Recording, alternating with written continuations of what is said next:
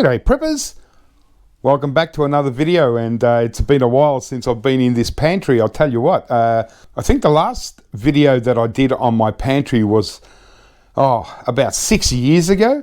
So I think it's the very first video on my channel here right now that I did on my pantry. So I thought I'd do a little bit of an upgrade, and just to, because I'm trying to refresh this channel, and I've been busy doing other things on another YouTube channel, and I thought, well, geez, you know, what a time to get back into the prepping channel and try and build it up and get some momentum going with me making videos. So here we go. Well, what can I say? Pantry prepping, well, look, there's all different reasons why you would want to stock foods in a pantry, or however you do it. Obviously, I'm a bit of a prepper, so I like to stockpile foods for potential emergency situations. But I think the main reason why I actually have a pantry and I'm stockpiling foods is it helps me save money, because everything I buy is always on sale. I look for half price specials, things like that. And so, you know, for those of you that are looking at prepping or having a pantry for whatever reason you choose, the first thing I just want to recommend is don't go out there in a rush and just go and buy everything that you see, and as much as you can get all into one go. I think that's probably one of the biggest mistakes pantry preppers do, is they go out and they say, okay, well, what are the things on the list? Okay, we want Spam. All right, let's go and buy 3 cases of Spam. And we want tuna, so let's go and buy 2 or 3 cases of tuna. And what else do we need? Well, what about flour? Let's go and buy 200 pounds of flour, and everything all at the same time. And I don't think that's a really good idea, because all of a sudden you've got, you've spent a lot of money and you've got all the same stock as far as use by dates, best before dates, and just the age of the product. The best way to do like fill up your pantry is to stagger it over time. So therefore, if you've bought Spam, you might buy a couple extra cans of Spam today, and then if you haven't used it, well, then that's part of your prepping stock. And then say, for instance, in a month's time, you buy a few more cans of Spam, and on you go. And then that way you can say date them, and you have a staggered use by date, or a staggered age of your product on board. Because what will probably happen is you'll end up, if you don't eat it fast enough, you're going to end up with a whole lot of stuff that's just been sitting too long, and it's just a waste of money. Okay, so, well, let's just go through it. I don't want to really ramble on. I apologize, I've had a few drinks, so I'm a bit tipsy, and I'm probably going to be slurring my words and really probably not getting across exactly what I wanted to get across. But yeah, I just want to give you a little bit of a rundown on things that I prep, and everything I prep is things that I use for a start. Just going on.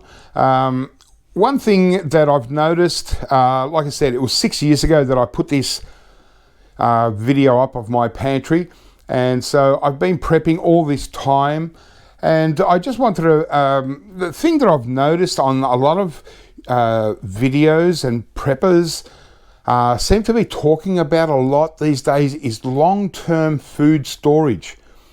I kind of don't really get it unless you're living completely off-grid and you have very little access to be able to buy supplies. I don't get the long-term stockpiling of things. Like, people seem to be obsessed with storing beans, right, for 20, 30, 40 years. I mean, come on. Is that really necessary, 30, 40 years? I mean, surely people aren't that lazy that they have to store, rice and beans and lentils and stuff for 40 years. I mean, what's wrong with buying what you could possibly use whilst the good best before date is on? Say, for instance, okay, so what are we at? September 2021, and this is April 2023. So we've got, about a year and a half expiry date, and that's just best before. Best before is not used by, so most likely this will last even longer than that. So we're looking at least 2 years. Now, if you can't use a bag of beans in 2 years, then chances are that come any kind of disaster or emergency where you would rely a lot on what you've prepped, chances are you're not going to want to eat beans even then. But yeah, look, when it comes to beans, it's probably the one thing aside from rice, so beans and rice, I do recommend, just as an insurance policy, to say have a nice bucket. I'll show you how I put together a bucket of beans and rice in another video. But yeah, one bucket of rice and beans that you can set and forget, put away, and just let it sit there, and it should be okay. But all I really would do with beans, if you wanted to prolong their shelf life as they are, is simply just when you buy the packet of beans, just put it into the freezer. As soon as you bring it out of your grocery bag, throw it into the freezer and let it sit there for at least 2 days, but ideally a week, right? And that would kill any larvae or anything like that. Now, or certainly any bugs or anything. I do this when I actually harvest beans from the garden, dried beans, and I want to preserve them to plant in a few years to come. And I don't do much else apart from putting them, once they're dry, I put them in the freezer for a few days, maybe a week, and put them back out, and that's it. They just sit in the shed and they're good to go. And I've opened them up 5 years later and they're still perfect. No weasels or anything like that. Or, sorry, weasels, not weasels, weevils.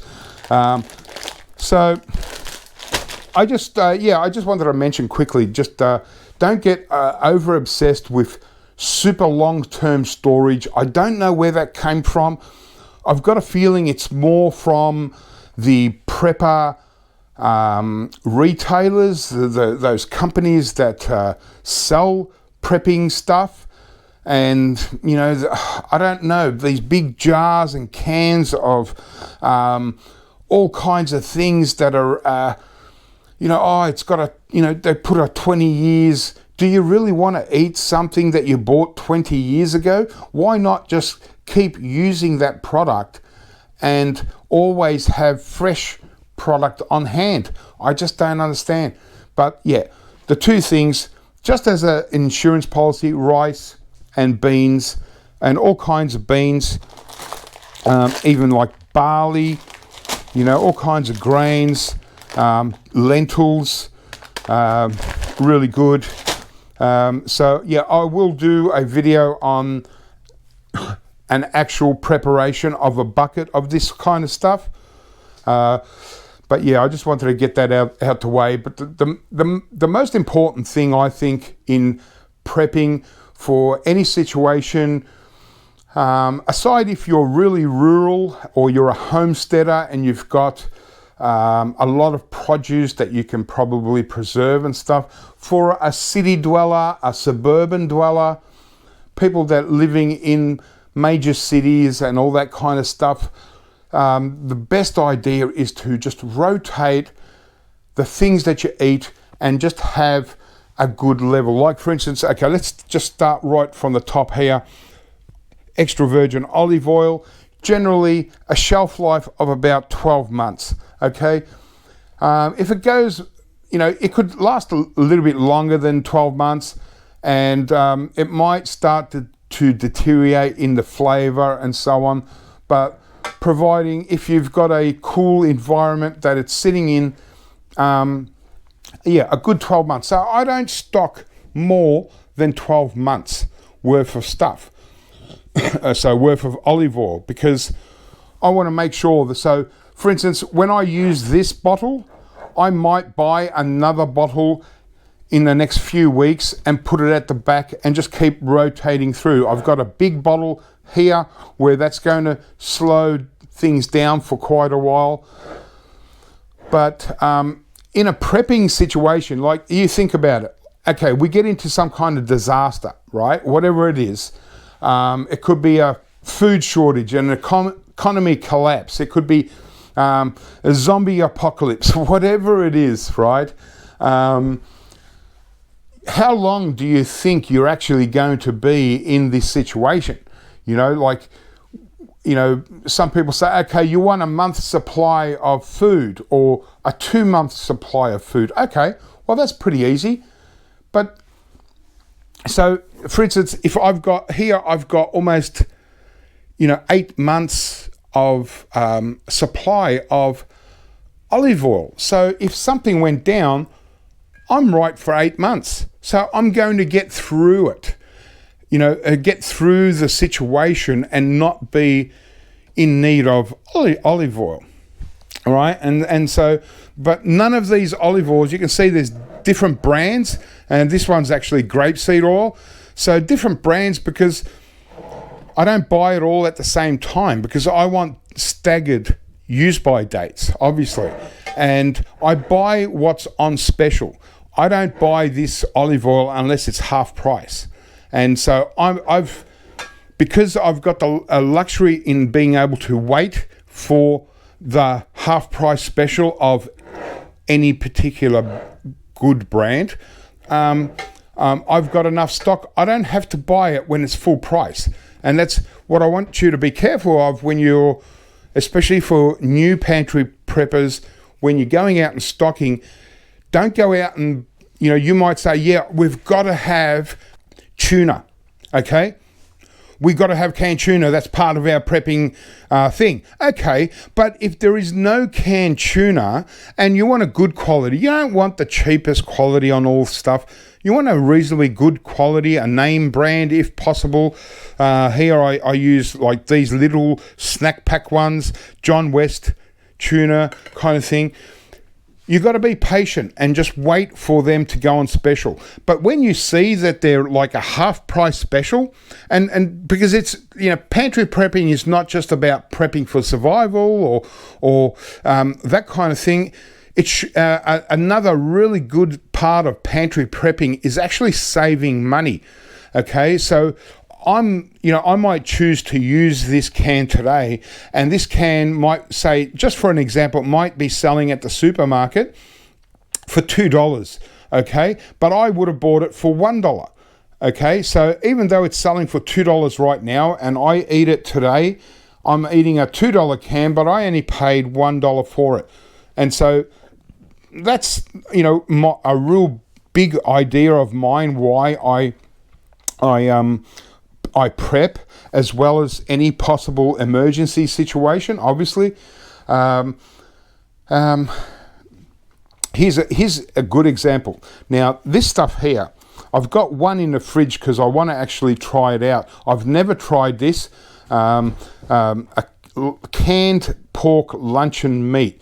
It's like an Asian product, so it's basically like a Spam, right? But the reason why I bought this, and I bought about 3, 6, 9, 12, about 15 cans. Now, I wouldn't normally buy 15 cans all at the same time because I'd want the use by dates to be staggered, and this use by date is 2024, April 2024. Okay, and obviously, as we know, as long as you're in a cool, dark environment, this could most likely should last for even longer than that. But even that 2024, we're looking at what are we at? So it's about 2.5 years. So I figured in this case, because it's canned, it shows a use by date of 2024. Don't really know if I'm going to like it, but it is canned pork, luncheon meat. It can't be that bad.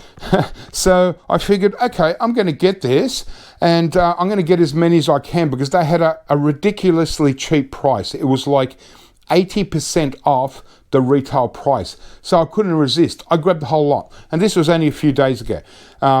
So that's the exception when you stock a whole lot of one. I see people with entire trays of a product, but not just one tray. They'll have 3 or 4 or 5 trays of the same product.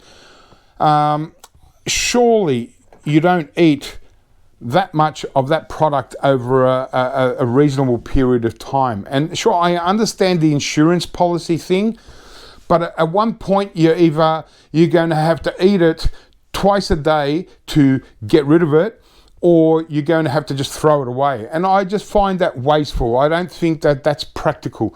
Where, because for me, it's also about saving money and as well as prepping for any emergencies. So obviously, a lot of things here are things that I use on a daily basis. So top shelf on this side is always used. So obviously apple cider vinegar. Now I've got no problem with stocking apple cider vinegar, but again, most likely we're looking at a month or 2 months or 3 months, let's say 6 months, that we're in a situation where we can't get supplies.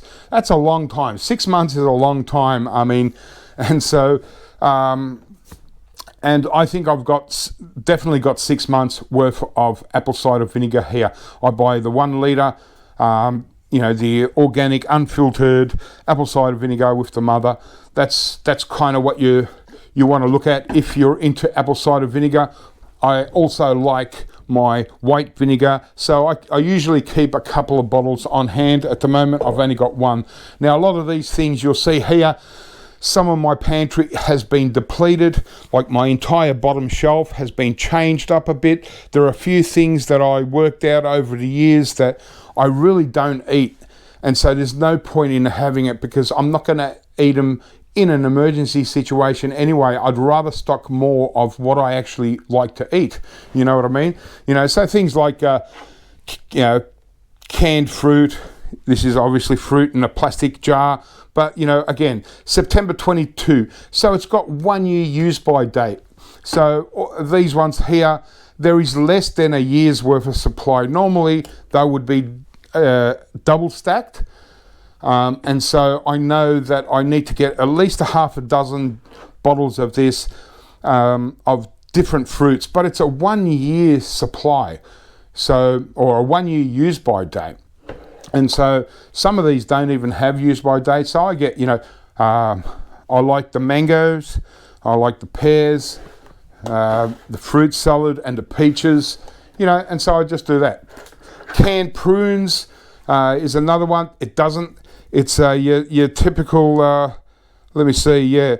So your typical canned product where they just got serial numbers and codes and stuff, but there is no use by date. So things like this in a can, you could expect to last up to 5 years. But I don't want this sitting on my shelf for 5 years. If I don't eat prunes, I don't like prunes, then what's the point of having it? Because come any kind of disaster situation, do you really want to eat something that you don't normally eat anyway? I mean, just because you need something to eat? I mean, you would rather be eating things that you enjoy, because a big part of disaster relief and prepping and survival is not just putting food in your tummy. It's about feeling good about yourself and feeling happy, and so you buy foods that are going to make you feel happy, and not just yourself. Say if you've got kids, you buy foods, you stockpile stuff that are going to make your kids happy, because like we're experiencing right now, there are, I don't know about anywhere else in the world, but here in Melbourne, Australia, there are a lot of people that are feeling quite down and out and miserable about being locked down for so long and stuff. And so, I'll say, okay, you want something to eat? I'm going to make you beans. And they're thinking, oh, beans? That's the last thing I want to eat, beans. I mean, what am I, in a concentration camp? You know what I mean? So I want to eat something with substance and nice things, and so that's part of prepping. So always keep that in mind, that it's not all about bland foods and just those things in the long life, the MREs, the meals ready to eat. They're designed for campers and rock climbers and trekkers and soldiers, or astronauts and stuff like that. Believe me, they don't want to eat that stuff. They're eating it just to survive. But if you're in a house or in a home, in an apartment, wherever you are, you don't waste your money and be, a lot of these prepping kind of businesses that's selling foods for prepping and stuff, I just don't know. Their prices are crazy, and they're just in the business of selling stuff, okay? I remember back in the day, like when I made my first pantry video. If you go back to my videos, I haven't made many videos on this channel, but my very first video was also on pantry. At that time, so what have we got, 6 years ago, about 2015, the big buzz was zombie apocalypse, and there were actual people preparing for a zombie apocalypse, believe it or not. That, and what these prepping retailers were doing, they were creating products like bug out bags with zombies on them, and ammo cans with zombies, and I think I've got a zombie ammo can somewhere. So they're just following the trend and taking advantage of that. So just be careful in what you're sort of looking at, because and when it comes to buying prepping things, I think it can get a little bit outrageous. Like I've seen a few videos on prepping for hyperinflation, the apparent upcoming hyperinflation, right? And these people are saying, the first thing you need for a hyperinflation is water, stockpile water. Well, hang on. What has water got to do with the economy and hyperinflation? Are your water taps going to shut off because we're in hyperinflation? No, they're not. Not very unlikely, And so I think people just get confused and mixed up with all the different types of preppers out there. And I think you've just got to get yourself leveled into the type of prepper that you want to be and what you're really looking. If you're like a full-on scenario, like a survival dog-eat-dog scenario out there, where you've got to grab your bug out bag and with your knife and your flint and your solar blanket, and you've got to run out into the hills and live off, try and fish for food or hunt and all that kind of thing. That's a real different thing. That's more of a very hobby niche type of, I don't know. Yeah, that's too full on. And, you know, some people like that, and good on you, you know, like at least you're prepping. That's the main thing, you know. Okay, so I'll move on. So this is just stuff that gets changed up all the time, and just depletes and comes back all the time. So for instance, you know, like snack things, chocolates, biscuits, crackers, nuts, and more, you know, muesli bars and stuff like that. A really good one is pitted prunes. Really good for you, good for your system, you know, to keep things moving along in the old system. And just let's have a look here. Now this was actually recently bought because I try and keep at least one. I should keep 2 or 3. But again, November 2022. So straight out of the supermarket. I don't know how fresh their stock was, but this has got, you know, a year and 3 months shelf life, just as it is. And so it's a best before, so you can safely say it's 1.5 years of shelf life. So there's no problem stockpiling 4 or 5, but I wouldn't buy 4 or 5 all at the same time, so they are all the same best before date. You know what I mean?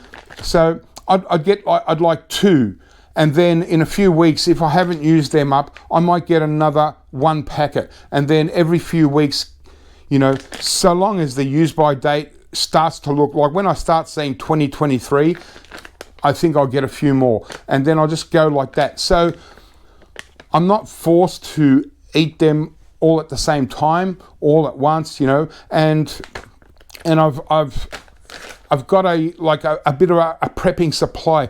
Prunes are really good, like, you know, especially for you guys that are just stockpiling beans and rice.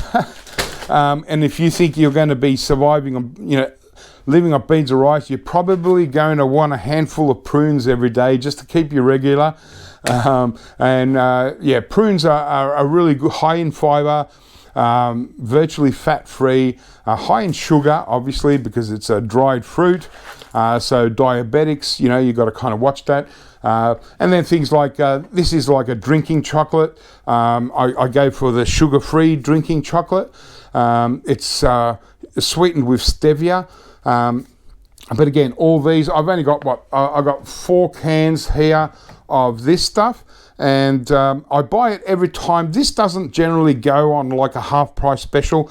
It's usually a $1 off special, and so every time I see the $1 off label, I'll buy one, you know, and just keep adding it. And so that in itself helps me to stagger. So this is October 22, and this is the one at the front.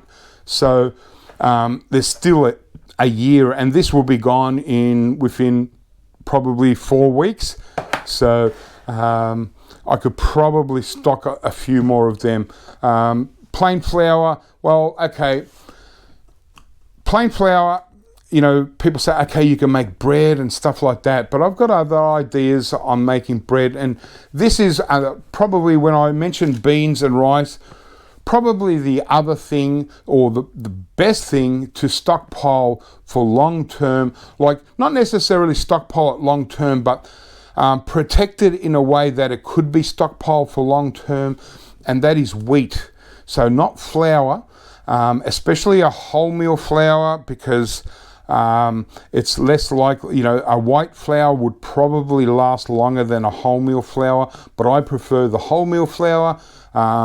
Because, you know, if you've got a diabetic in your household, you know, you want to sort of kind of steer away from white stuff like white bread, white rice, white anything, and go for the more wholemeal type of things.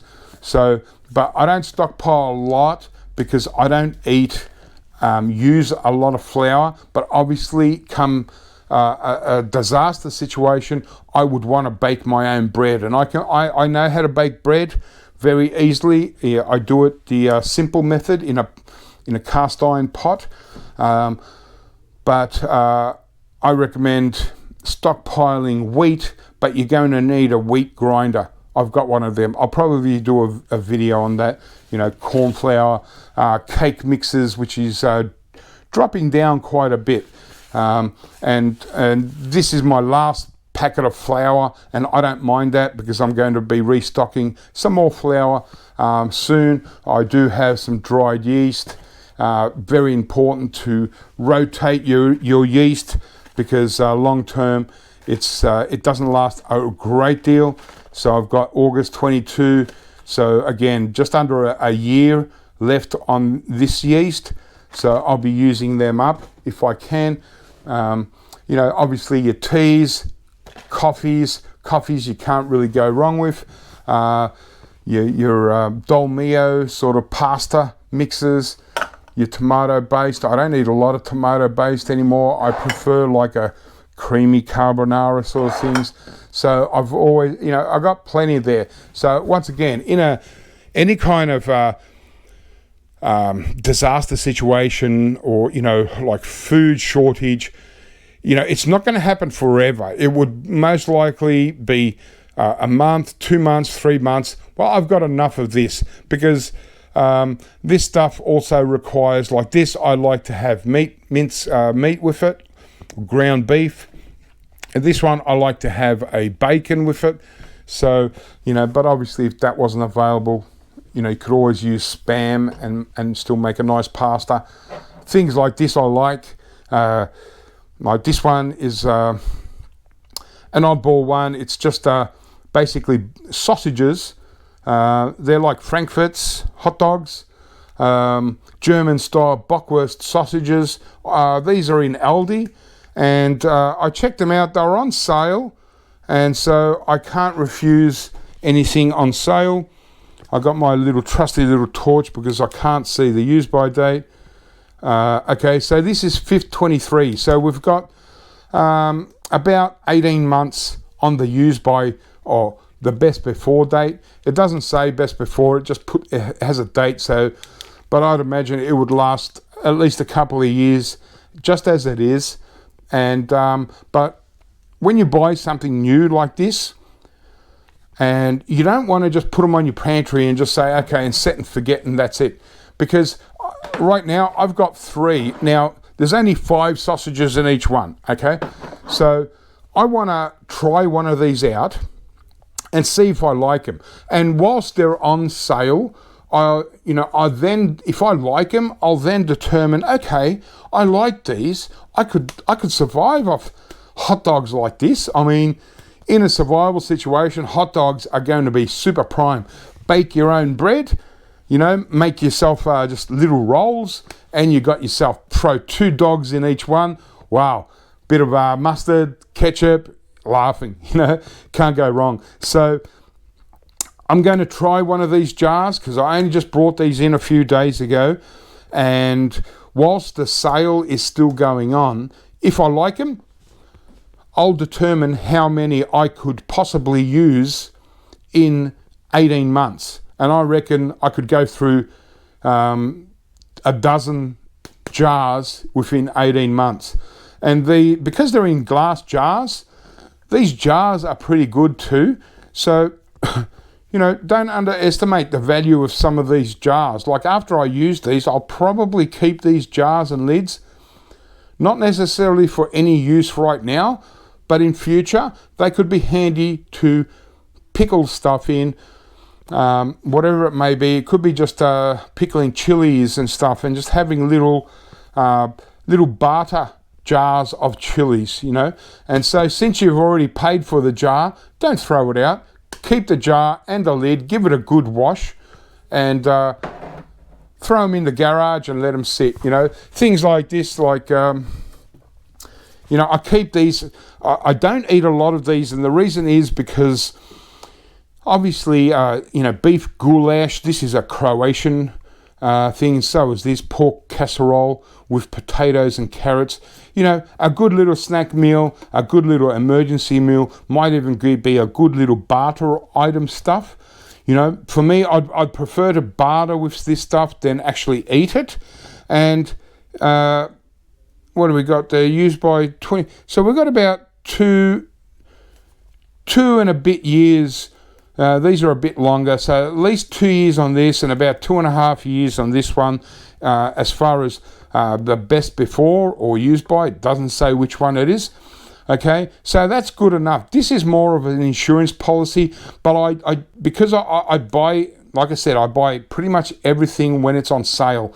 I wouldn't buy these when they're full price. It's pointless. So at least I've saved money in buying it. Even if I don't end up using, say, this pork casserole and I have to throw it away because the can started to bulge or something like that, that's okay, because I didn't pay full price. I got them for pretty decent price. But I've tried them and they're not bad, to tell you the truth. The only thing I've got with canned food is that they're very high salt content, not the kind of thing that you really want to eat long term as a regular part of your diet. But because I love fresh food, I cook every day, so I cook all fresh food.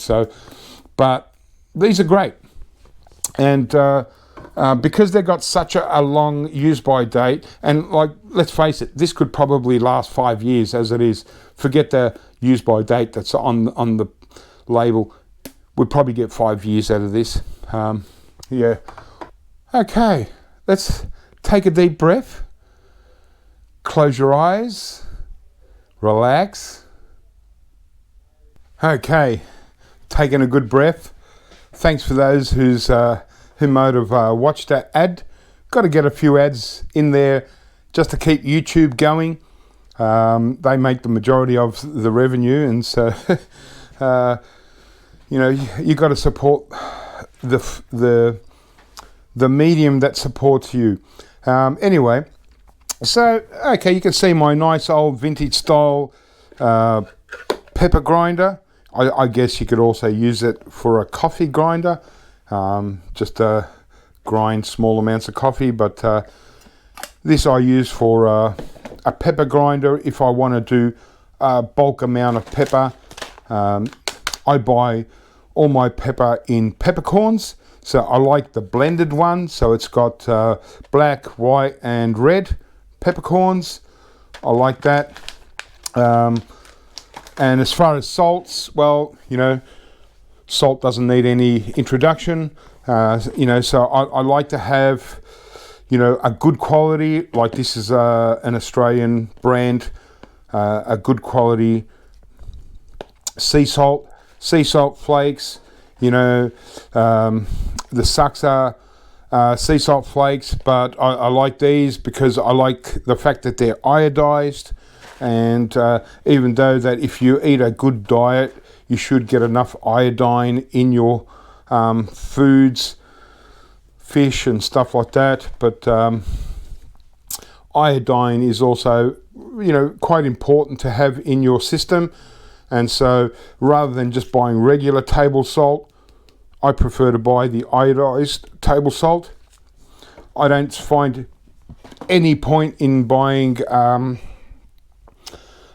just regular salt. Why not have it iodized? It's the same stuff, just a bit of iodine put in, and you can't overdose really on iodine if you're just using salt. Obviously, things like rock salt.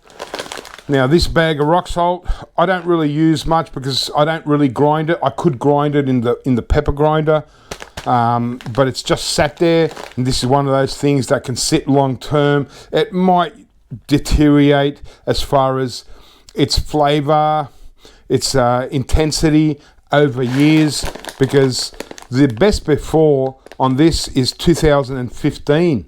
So this is already 6 years, so I've probably had this for 7 years or more, but it's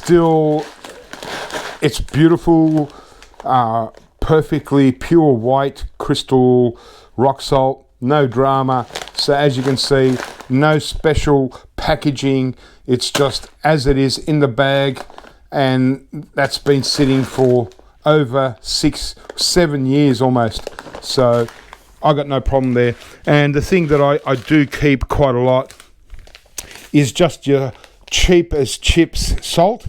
Now I don't use this really cheap salt in for my regular cooking, but it could come in handy one day. It pretty much lasts forever. And yeah, again, this is best before 2015, so 6 years over, and it hasn't clumped or anything like that. And there is a reason why in 6 years this hasn't clumped, is because table salt and cooking salt are the same thing, except table salt is just the salt. And so you can see the little jar on here.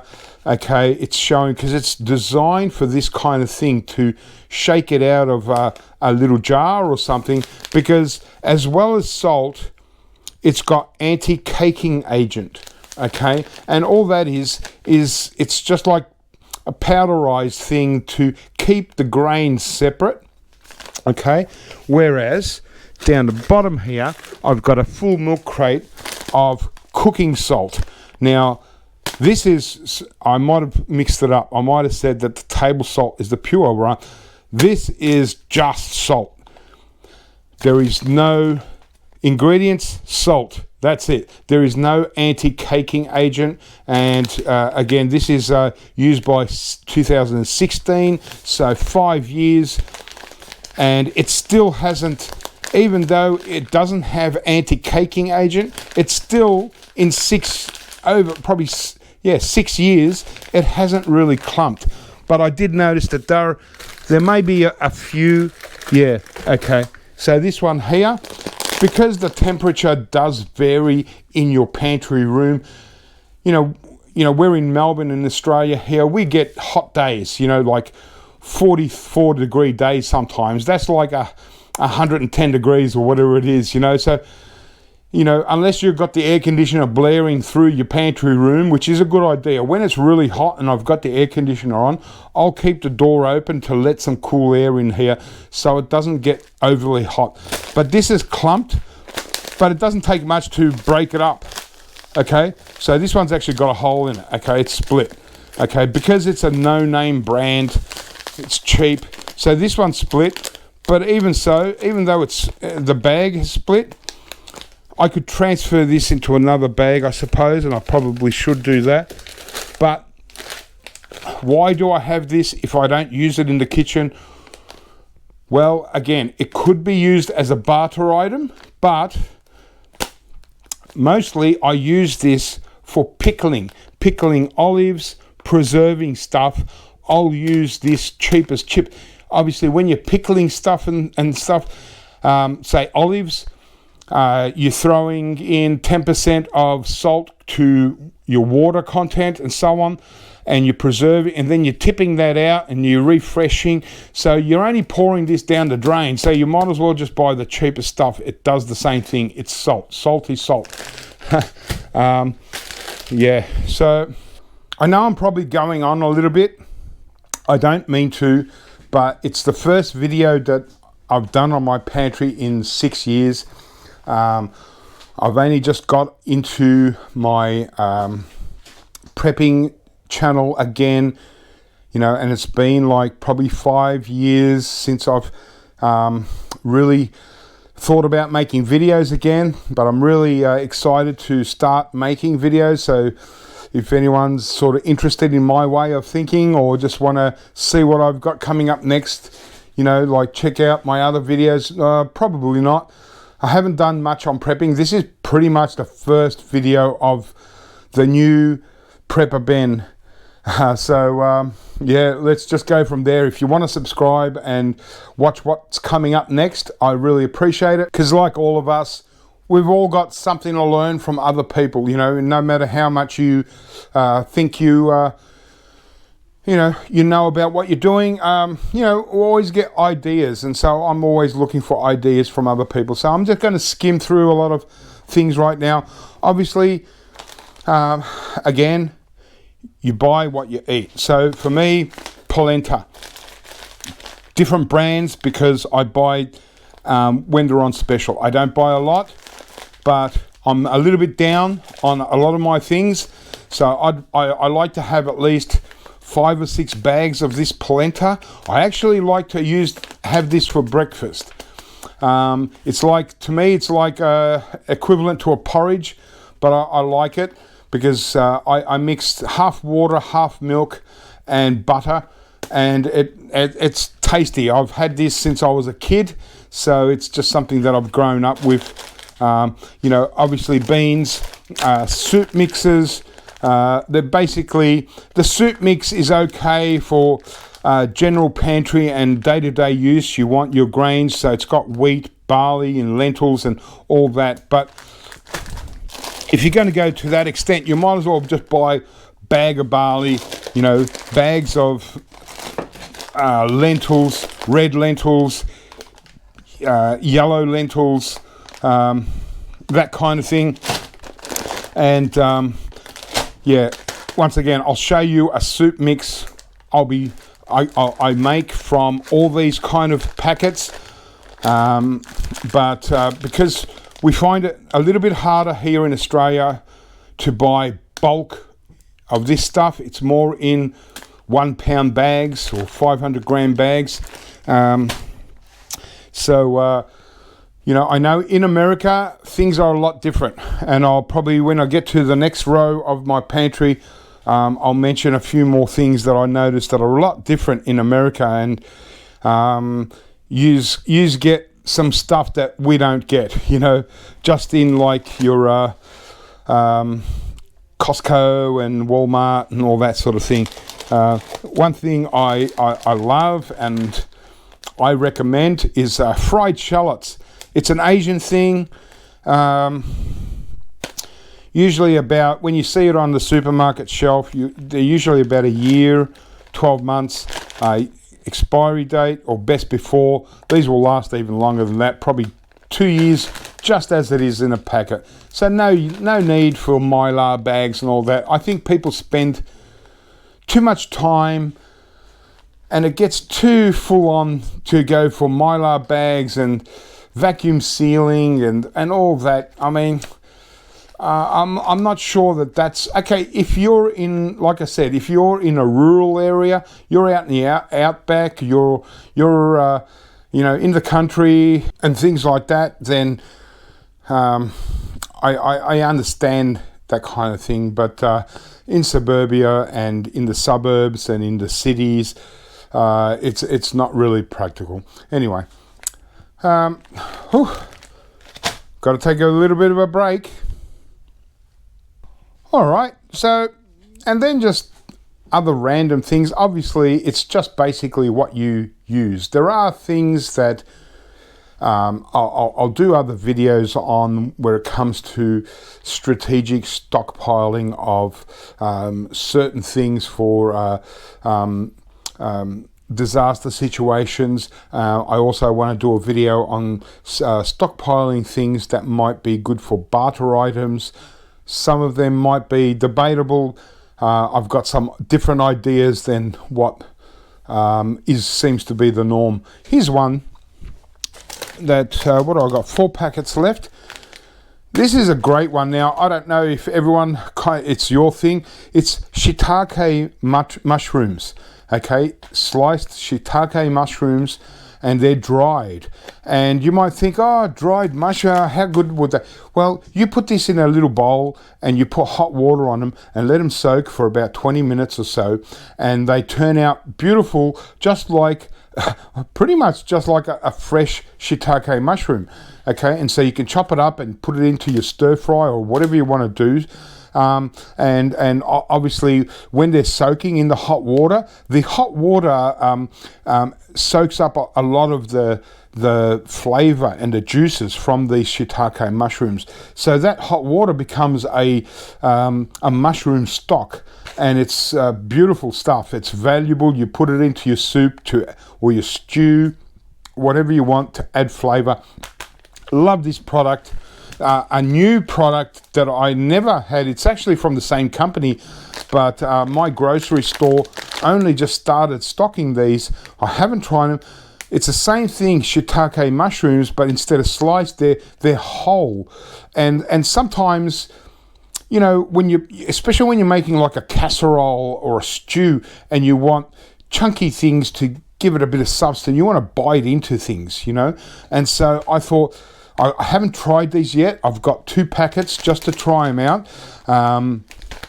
See if I can. Okay, so the use by date is about 1 year from buying it off the shelf, just under a year.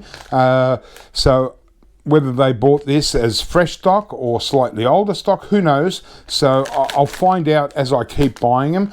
But still, for 1 year, gosh, I could probably, if these turn out to be good, I could probably use at least 8 packets a year. So there's no reason why I shouldn't have at least a dozen packets in stockpile, okay? And that's just straight off the bat.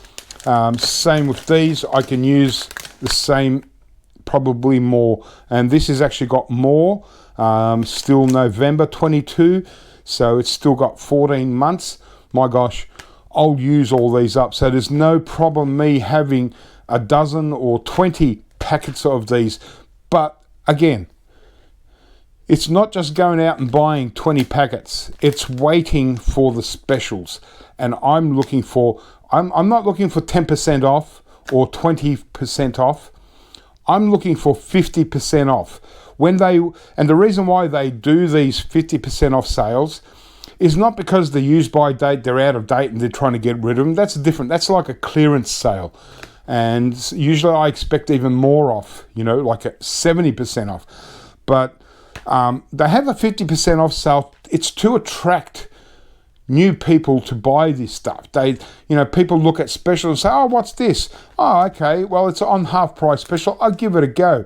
They end up liking it, and a lot of people don't care about specials all the time, and so they say, oh, we need shiitake mushrooms. They're not preppers. They don't stockpile pantry. They don't have to be preppers to have a good pantry. Okay, preppers is just one sort of title, one sort of definition, but you don't think, if you're watching this video and you're interested in stockpiling a pantry for your family to eat from, to save money from, you don't have to class yourself as a prepper, and like you're a doomsday prepper or anything like that. You've just got a pantry. You're just stocking your food. Just happens to be that your pantry is a little bit bigger than most people's. That's all. But believe me, it could really benefit you one day in case the need be. So anyway, obviously things like popping corn, you can't go wrong. You want a snack. For me, this is as good as you get. I got like potato chips and that, loaded with fat and salts and all that. Although I do like my popcorn to be salty, but I also, I love a salty, spicy popcorn. So cayenne pepper. Oh, I love it. A couple of beers. This is January 2023. So we've got like 14 months of use by. And is it used by? Best before. So obviously, just as it sits in the bag, 2 years. Okay? Now, you work out how many you can use up in 2 years. And this is what I do when I go to a supermarket, grocery store, wherever, and I see, say, popcorn, and I see it's on half price special. It's irresistible. I know I've got to stock it, put it in my pantry. So the first thing I'll do, okay, I know it's half price, I'll look at the best before and I'll say, okay, so we've got about 15 months. All right, so how many would I use? Let's say I use one every 2 months. That's being really, like I don't have kids. So if I had kids, I reckon I'd be using one of these every 2 weeks. Right, but let's say I use one every month. So I know that if I bought 14 packets of this, I'm going to use those up once a month until just the best before, let alone that. So, and what I'll do is, by the time I'm probably halfway through it, I'll find these on half price special again.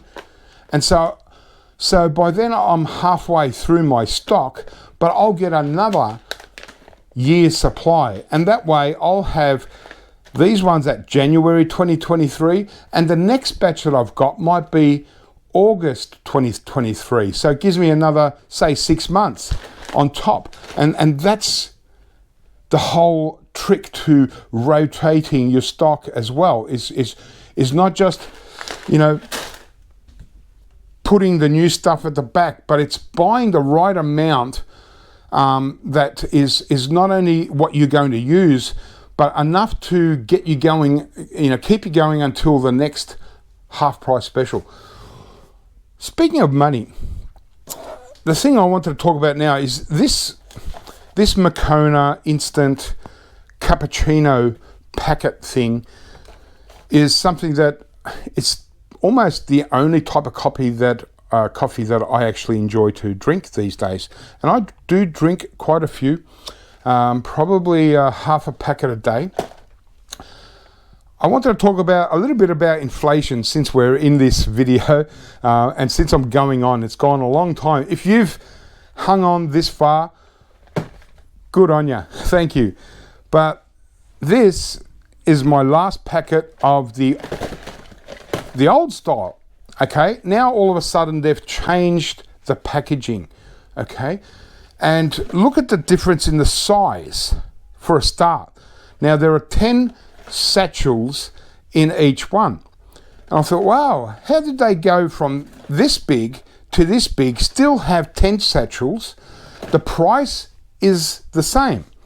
Okay, and this is a classic inflation example.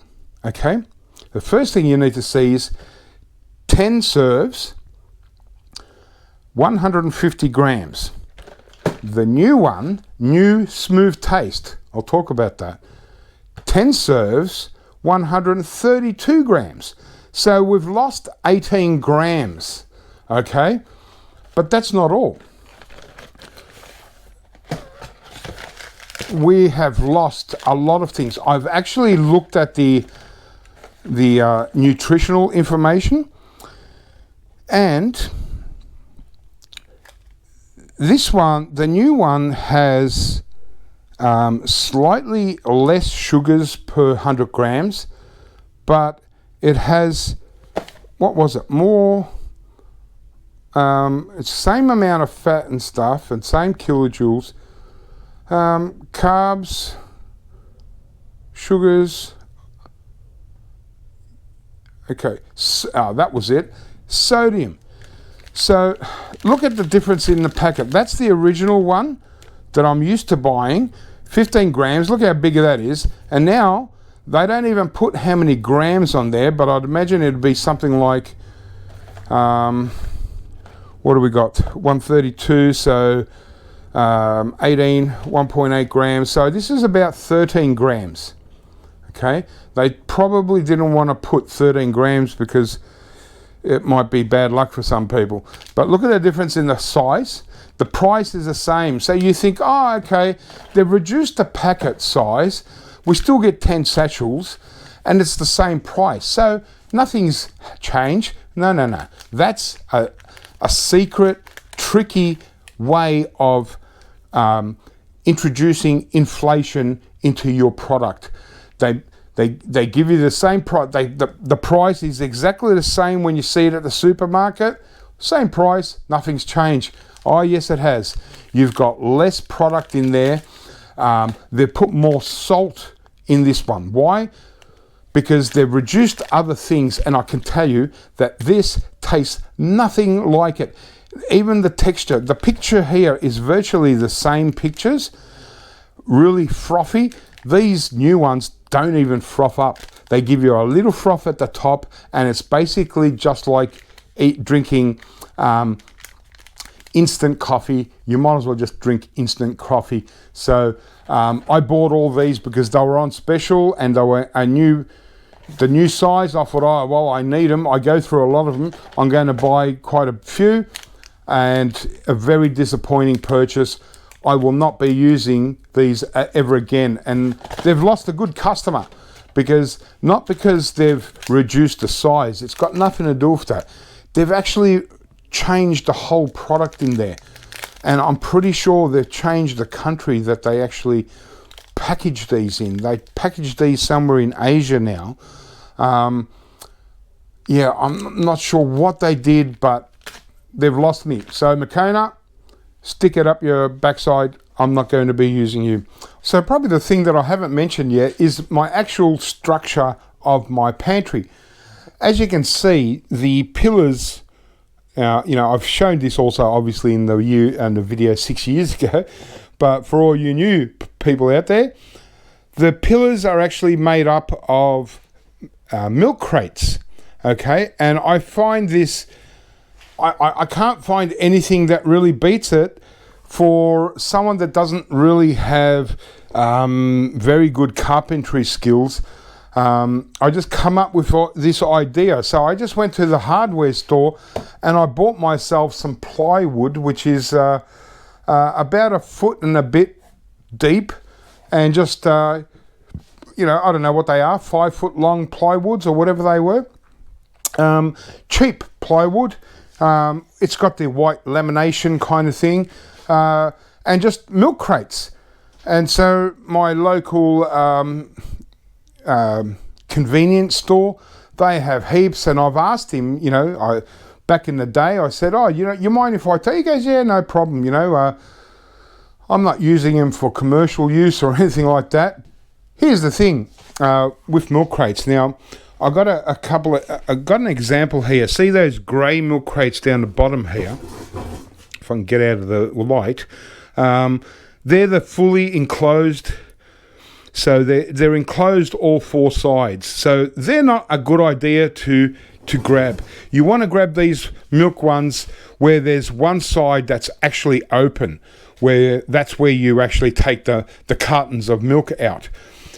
And so what that does is it not only gives you a very strong pillar and a base to hold your plywoods and shelving system, it also gives you, it doesn't block off that space. So here I've got sugars, and so, it still gives me the space to stockpile things. I showed you the salts and all that, over here, I've got a whole heap of honey in there, and these honeys, you might be able to see the color of this honey is still beautiful. Okay, it's just normal pure honey. I bought so many a long time ago, and I'm glad I did, because I bought these at one stage after I bought these, about a year after I bought these, we had a honey shortage, and then all of a sudden honey went double in price. And after that double in price, it never went back down. And so I bought these really cheap, and it's just a generic, it's a grocery store brand, Coles brand, pure Australian honey. Okay, so it's not like, the only ingredient is honey. So there's no, sugars or anything. So it's just ingredients, 100% Australian honey. That's all that's in it. Okay, but the best before date was September 2015. So again, you can see where we're going. 6 years ago, I made a video, and these were in the same video, and I've still got quite a few. I used to use quite a bit of honey, but now I don't use as much honey anymore. But it's still a great product. I use a little bit in herbal teas, and and look at it, brown, still beautiful. 6-7 years old, still going strong. It's 6 years after the best before date, and I'm still using it now, and it's beautiful. So honey lasts forever, we all know that. So also got a little bit better quality honey as far as a brand name honey, still the same kind of deal, some organic, and not sure if I can show you. I don't know where I put it. I've also got Manuka honey, which is more of a medicinal honey, a really high quality. And another thing, obviously, especially if you're in Canada or America, you're certainly familiar with your maple syrup. And I don't use a lot of maple syrup because personally I don't make like pancakes and stuff. I'm sure there are so many uses for maple syrup, but I don't use a lot of it. But every so often, I have one jar in my kitchen pantry that's open, and I use it occasionally when I do make pancakes and stuff like that. But as you've probably already seen on other people's pantry videos and stuff, when it comes to maple syrup, you don't buy the maple flavored syrup, because it's basically just sugar syrup with flavoring that's meant to taste like maple. You want to buy the pure maple syrup, nothing else but pure Canadian maple syrup. This is Canada's claim to fame, and this is from the Quebec Reserve. Queen, no doubt a popular brand. And yeah, so this is my little bit for my Canadian friends. Love you guys. And yeah, so a little bit of support there by buying that. So on this side, it's yeah, because it's been a little bit depleted, I've got kind of things a little bit everywhere. One thing I wanted to mention is you see all that row of buckets, and these are stockpile buckets for I guess in an emergency situation where I've got to look more for stockpiling stuff. So these are all food grade buckets, and one, you know, I'm sure there are many places where you can get buckets, but where I got these, and you know, one idea for you guys if you're looking for food grade buckets with lids is to go to your kebab shops. Believe it or not, they go through a lot of yogurt, and so ask them if you can have some of their yogurt buckets. And they go, you know, like if you got a really busy kebab shop, they go through a lot of yogurt because they make dips from it, and they garlic sauce and all that kind of thing. So you know, it's been quite a while since I've gone to a kebab shop to ask for buckets, and a lot of times if you just go around the back of the kebab shop, you'll see them there ready to be thrown out. So really good option because they're food grade. You get the nice long ones and then the shorter ones. So these are like 15 litres, these are 10 litres. 10 litres are good for stockpiling grains and stuff. The 15 litres are good for preserving things like olives and stuff like that.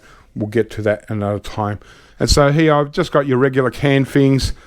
Beans, easy way. Again, they last a long time, and it's all about rotation. So if you buy enough, there is no use by date.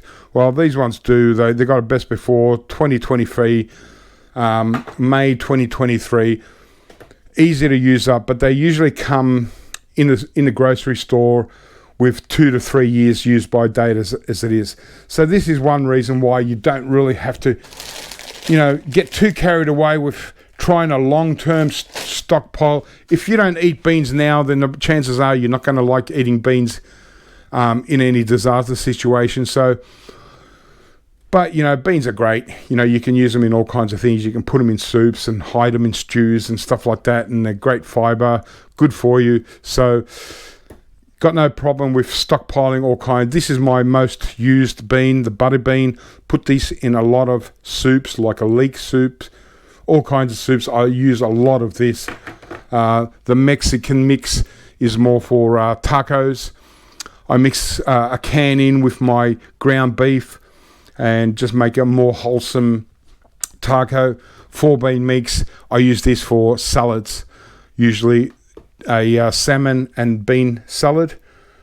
Yeah, beetroot, obviously diced tomatoes, some stir-fry mixed veggies just in case, and always good. They got a mixture of bamboo shoots, water chestnuts, and carrots. Sorry, not carrots, baby corns and stuff. Also got the corns, got bamboo shoots on their own, water chestnuts, different brands. Sometimes I got these ones. They were on super special, long use by date, couldn't resist. Why not? I use them. Baked beans, used to eat a lot of baked beans, don't eat as many as now, but baked beans are a great thing. Just mixed stuff, some herbs and stuff like that. Obviously tacos and stuff, but in a disaster situation, unless you're making a vegetable taco, you're going to need ground beef. So that's another thing. And yeah, the thing I wanted to mention about American foods is you've got a lot of stuff in cans that we can't get here in Australia, like bacon and ground beef and roast beef and things like that. We just don't have all that. We got corned beef and spam and hams and stuff, but yeah, and it's just too expensive to try and import that sort of stuff. Milk, this is a big subject for me. I see a lot of people, a lot of prepping channels that will show you powdered milk, and I personally cannot see the point in stockpiling powdered milk, to tell you the truth. Sure, you know, and because it gets back to that thing where about long-term storage, you know, hold your food, you know, like stockpiling things for 10, 20 years. I don't see the point of it.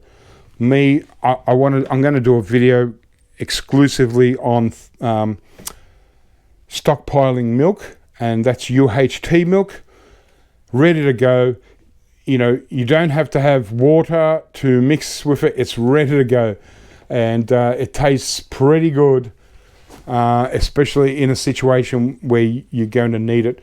But I've got other uses for this as well, and we'll get back to that in another video, so stay tuned for that. It's a really good video. It'll be a good video. But yeah, I'm not big. I can't stand powdered milk, and the powdered milk doesn't have any longer expiry really than long life milk. So I recommend stockpiling long life milk. But we'll get to that video. Obviously, washing stuff, pastas, different pastas. These kind of knocky things are really easy to knock up, and they have a 1 year use by date as that. And so it's just a matter of having a few, keeping up to date with the use by date. When you start getting close, put it on your shopping list. You know, hopefully look for them, you know, when they're on special. You get them a lot cheaper, and then start using up your older stock and just rotating like that. Obviously pastas and stuff, quick sides, really easy. Rices, this is my personal brand. It's me, my original brand, golden vegetable rice. All different types of easy microwavable rice, quick and easy. A real big staple for me is these kind of noodles, ramen noodles. I like the my goreng flavor the best. I usually, you know, whip up 3 of these just for me, just one serve. Long enough use by day. I go through a lot of these, so I usually try and maintain about 8 packets of 5 of these, easy to go through. And once again, in an emergency situation, if we were on a food shortage or any kind of situation, well, if I got 8 packets, that'll do me, because it's not the only thing I'll eat. Other kind of noodles. Don't underestimate the rice vermicelli Asian style noodle. Really easy to whip up. Soak it in water quickly. Put it into stir fries. Put it into soups. Really good value. Really long shelf life. There is no use by date or best before. Oh, there is 2023, the 5th 2023. So we've got 18 months here, or even longer, about 20 months. Easy to go through. You start seeing these, you know, the best before starting to go down. Start looking at stocking up some more and start using these. Utilize this into a dish. Save money, get the most from what you spend, you know. Okay, and lots of other things, but here's the number 1 pantry item in my pantry, and anyone in Australia should be the number one pantry for many, many reasons, including just practicality, the price, the uses, the potential in the bartering is just phenomenal. And that is, here we go guys, canned butter, pure creamery butter, Red Feather brand. This is where it's at, guys. I mean, if you're in Australia or New Zealand, this should be one of the first things that you stockpile, if you use butter. But if you don't use butter, then I need to take a seat for this. I tell you what, in any kind of disaster situation, food shortage, a hyperinflation would be the ultimate potential for this, because if people are bartering on the streets for stuff, there'll be shortages on fresh produce, and butter is like almost essential. You want to bake cakes, you want to make toast in the morning, you want to fry bacon in butter. If you're French, I don't need to tell you what you can do with butter because this is like a life support system for a French person. Just a little joke, but it's kind of true. And there we are, Red Feather butter, Red Feather brand, pure creamery butter, and it tastes as good as you could imagine butter could taste. It's quite a compared to the butter, the fresh butter that I buy on a regular daily basis, that I use on a daily basis. It's a little bit lighter because it's more creamy, as they suggest, creamery butter. They've sort of blended it kind of nice. This is a product of New Zealand, but it's the actual company is here in Australia, originated in Australia, and they're only 10 minutes away from my house, believe it or not. And so I buy these direct from the company. I rock up and I buy myself, usually I've got the contents of 2 boxes, so I usually buy 2 boxes at a time. And when it gets down, so that's 12 in a box, so when it gets down to about 10 cans or even 12 cans, when I've used up a box, I'll go and buy another 2 boxes, and I'll keep rotating like that. And that way to get the best before date. Usually when they're freshly produced, they have a 2-year best before date or a use by date. Is it used by? Yeah, use by date. So they'll have a 2 years, but it just depends on the batch that you get from the factory, especially here in Australia. At the moment, it's a little bit different because, with the corona and all that and the lockdowns and all that, things are a lot slower. So you might only get, if you went to the factory today, you might only get 1 year expiry date. And these actually only have, these were produced in October 2020 and used by October 2022. And so what are we on? September 2021. So these have got about 13 months expiry date left. Obviously, they've been canned properly. They're going to last longer than that, but we don't need them to last longer than that. If we're in a 2-month or a 6-month food shortage, I've got enough butter for myself. But it's one thing that would be an awesome bartering item, butter. I can't speak enough for it. Now, I know that people, I've seen prepping videos where people actually can their own butter, and so they basically just buy regular butter and, they melt it down and they can it and store it themselves, and it's meant to last, longer than fresh. Maybe similar to this kind of thing. But we've got the luxury here in Australia, and also the guys in New Zealand, to buy butter in a can. Now you can buy this in other countries. I know that it's available in America, but it's usually the prepper type retailers that kind of stock this, and they put quite a premium price on it, and so it's quite expensive. And the other thing, that usually for international sales, you don't get the 16 ounce can. You get the shorter can, which is 12 ounces. And so that's the difference that I've found. And also I've noticed here in Australia, especially in prepper type websites, they sell the 12 ounce can and not the 16 ounce can.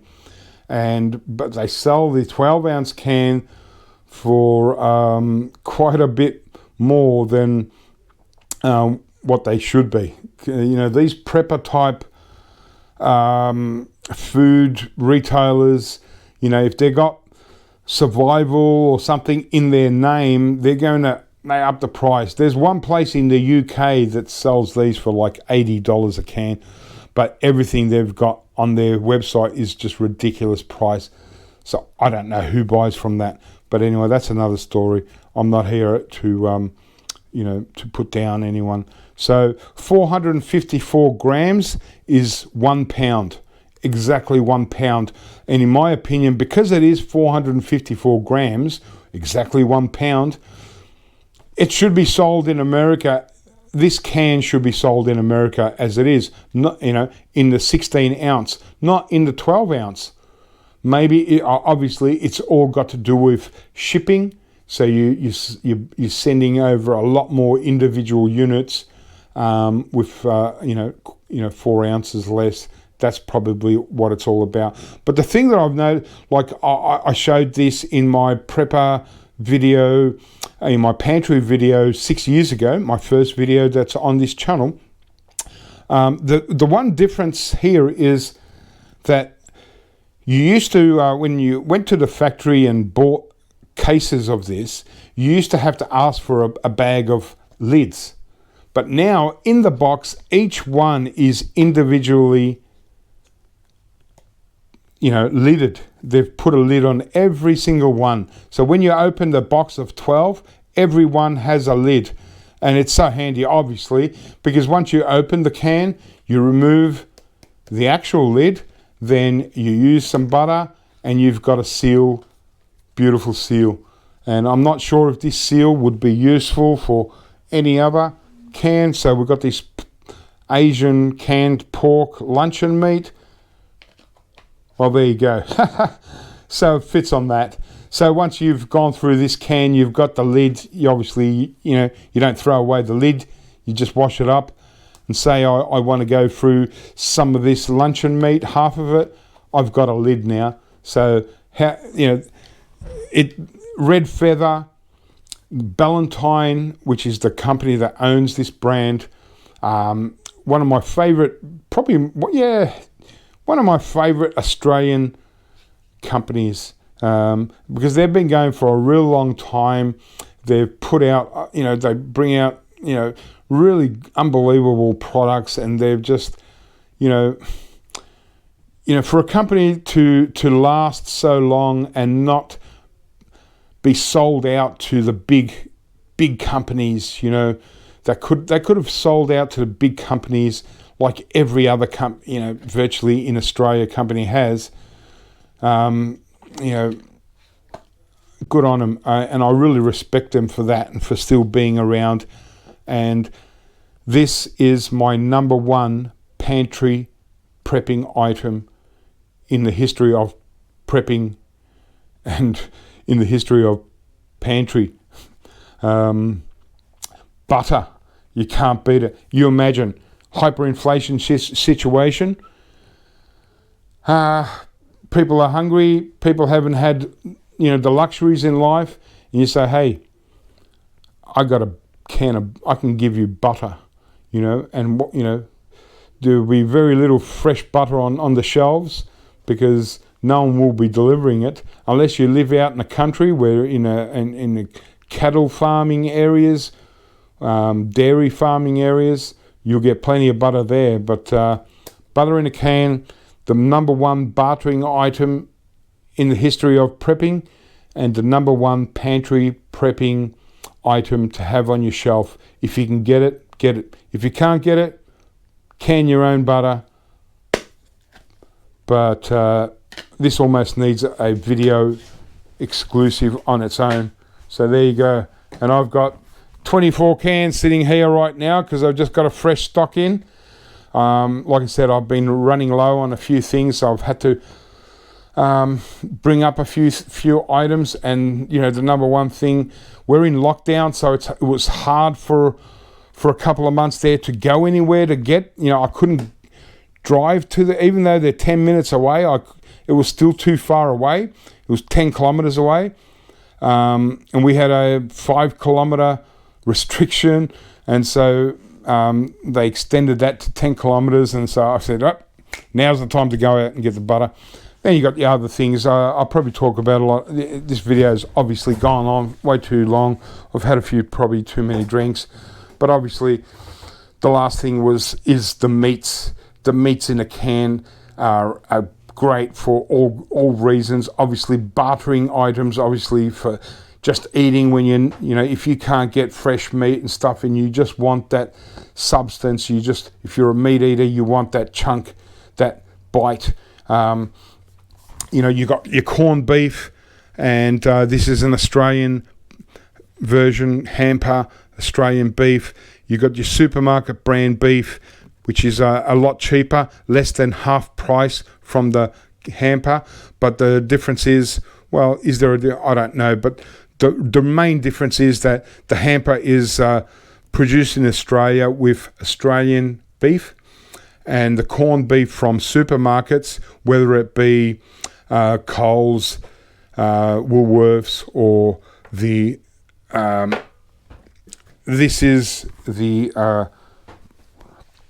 Aldi brand, Highdale. So they make it look like very much like the hamper. Okay, so this is the Aldi brand. That's the only one that's actually got Australian beef. The rest are all Mexican cows. So I'd imagine it'd still be okay, but it's kind of weird. Spam, obviously, hey, we all know Spam, another good one, high in salt.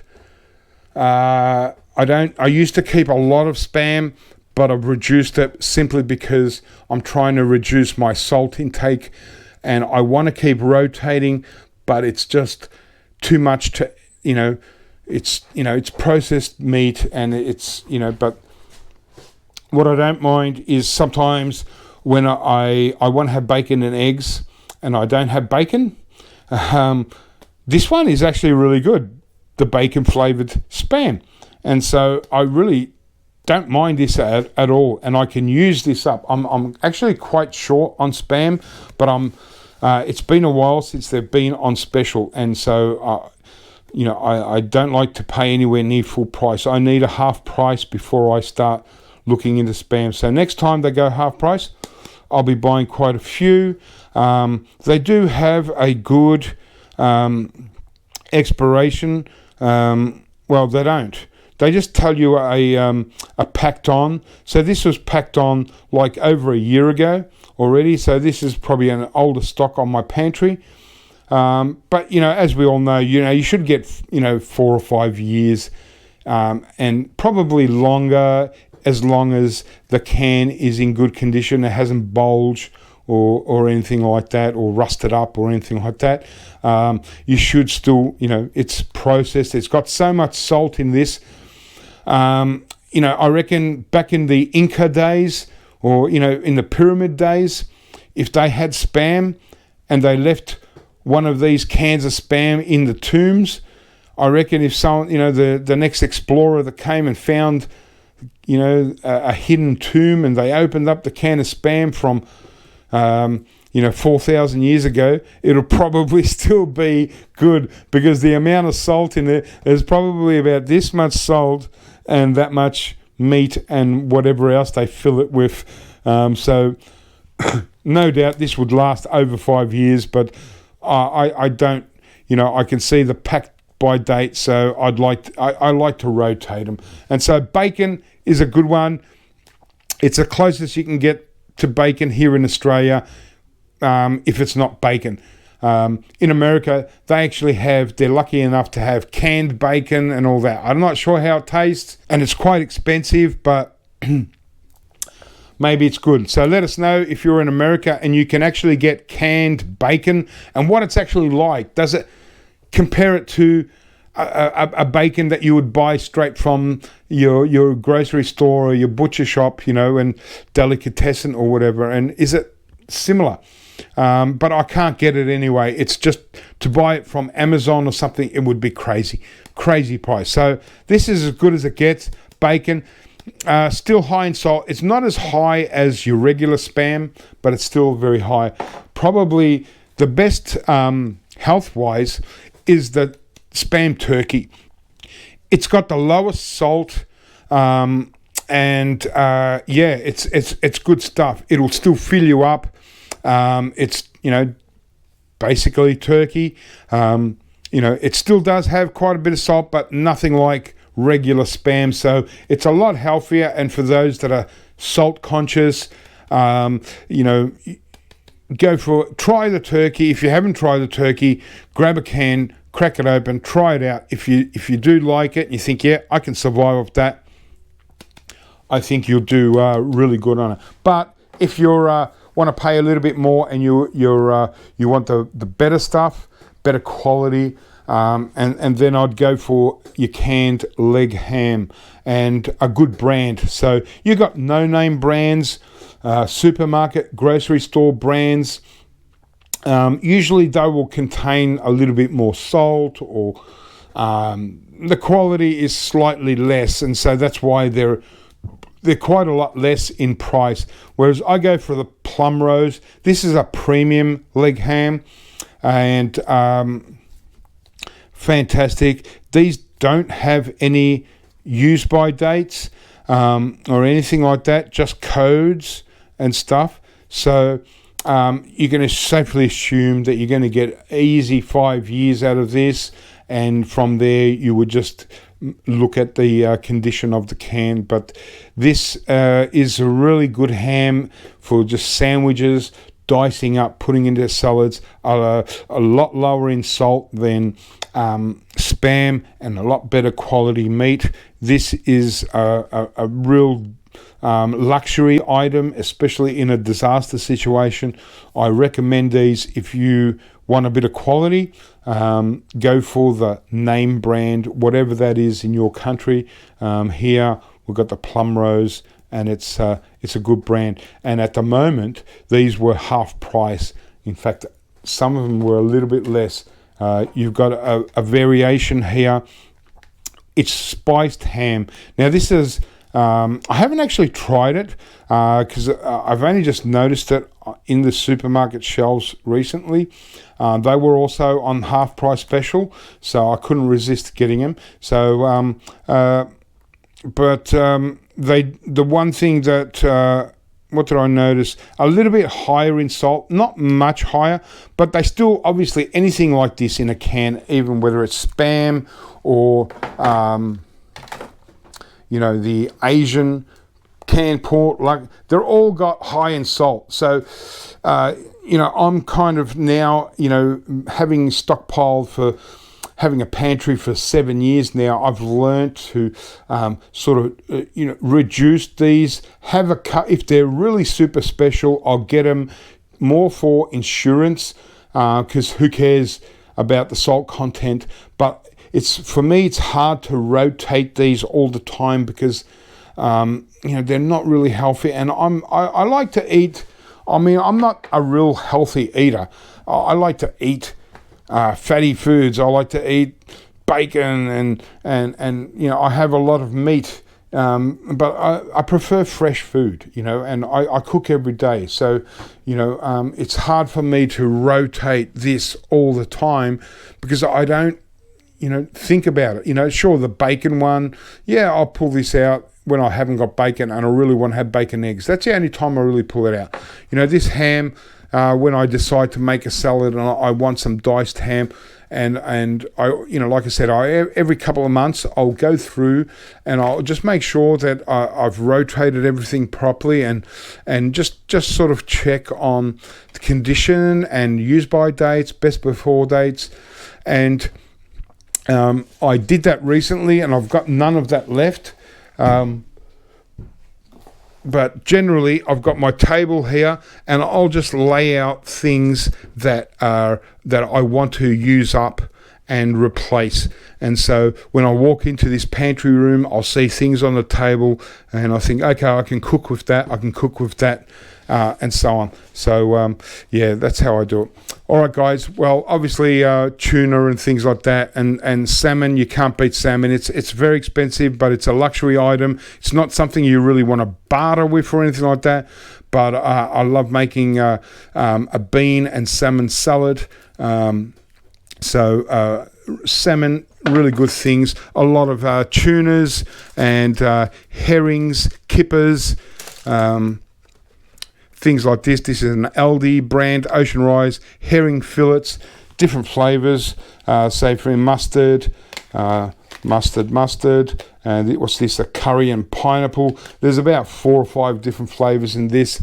Pretty good value, yeah. My sauces, my Asian stuff, soy sauces, srirachas, different Asian sort of pastes and sauces. Down here, pickled stuff, sauerkraut, use a lot, rotate a lot of that. Pickled onion, all these things I use quite a lot of. Pickled onions, peppers, cucumbers, sweet and sour, gherkins, love them. So I've only got 2 left. Usually like to have at least 7 or 8 of these. Pepperonis, you know, just things like that. More Asian things, obviously more snack noodles, rice.